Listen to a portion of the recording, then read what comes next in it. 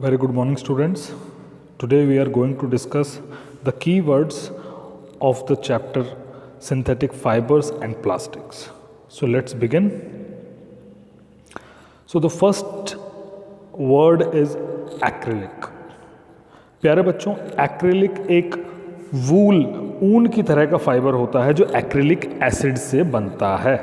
Okay, ये जो acrylic है हमारे बहुत सारे वुलन टाइप क्लोथ्स को बनाने में काम आता है. जिस तरह ऊन के कपड़े बनते हैं और वो वार्म होते हैं, इसी तरह से एक्रिलिक भी एक वूल लाइक फाइबर होता है जो कि एक्रिलिक एसिड से बनता है. Next is artificial silk. Artificial silk इसको हम रेयॉन भी कहते हैं और ये वुड पल्प और कुछ केमिकल्स की सहायता से प्रिपेयर किया जाता है.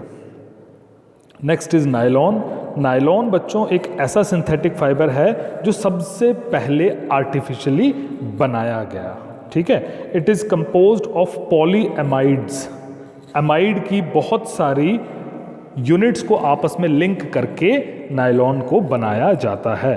और नायलॉन आप इसका चैप्टर में भी यूज पढ़ चुके हैं. बहुत सारी अलग अलग मटेरियल्स में नायलॉन को यूज किया जाता है. फॉर एग्जाम्पल आप देख सकते हैं sleeping bag, ropes, pipes, seat belts, tarpaulin and other kinds of materials जहां पर नायलॉन को बहुत ज़्यादा इस्तेमाल किया जाता है. यहाँ पर एक और चीज़ लिखी है डेंटल फ्लॉस. ये डेंटल फ्लॉस क्या होता है?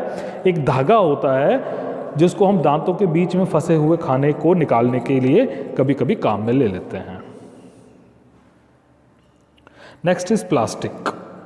प्लास्टिक बच्चों सिंथेटिक मटेरियल होता है जो बहुत सारे अलग अलग तरह के पॉलीमर्स से मिलकर बनाया जाता है.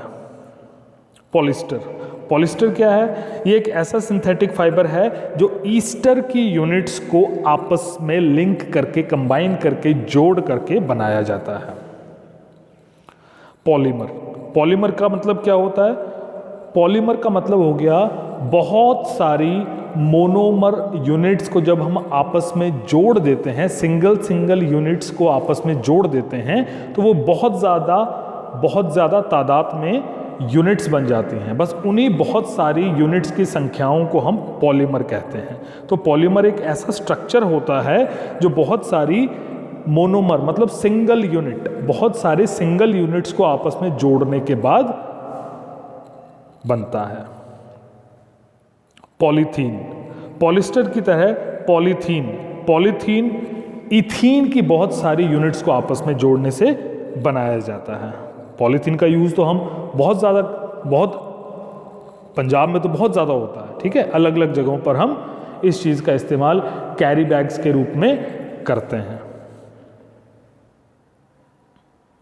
नेक्स्ट है synthetic fibres. Synthetic fibres are those fibres. ये वो फाइबर्स होते हैं जो हम लेबोरेटरीज या फैक्ट्रीज में तैयार करते हैं और जो हमको नेचुरल सोर्सेज से प्राप्त नहीं होते. हम उनको नेचुरली एब्स्ट्रैक्ट नहीं कर पाते हैं, हमको उनको लेबोरेटरीज में प्रिपेयर करना पड़ता है. टेरिलीन. टेरिलीन एक ऐसा सिंथेटिक सब्सटेंस है जो कि हमको पेट्रोलियम से प्राप्त होता है और इसको हम डैक्रॉन भी कहते हैं. थर्मोप्लास्टिक्स. बच्चों थर्मोप्लास्टिक्स ऐसे प्लास्टिक्स होते हैं जिनको हम हीट कर दें तो वो डिफॉर्म या इजी या बेंट आराम से हो जाते हैं. ठीक है, थर्मोप्लास्टिक ऐसे मटेरियल्स होते हैं, ऐसे प्लास्टिक्स होते हैं जिनको अगर हम हीट करें ना तो वो मुड़ जाएंगे. उनका फॉर्म जो है वो डीफॉर्म हो जाएगा, उनकी यानी उनका आकार जो है वो हम चेंज कर सकते हैं. And the last one is thermosetting plastics.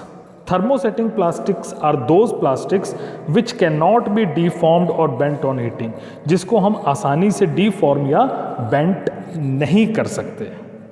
Those plastics are called thermosetting plastics. ठीक है, this was all about our keywords. We will discuss question answers in our next video. तब तक के लिए goodbye. Thank you very much.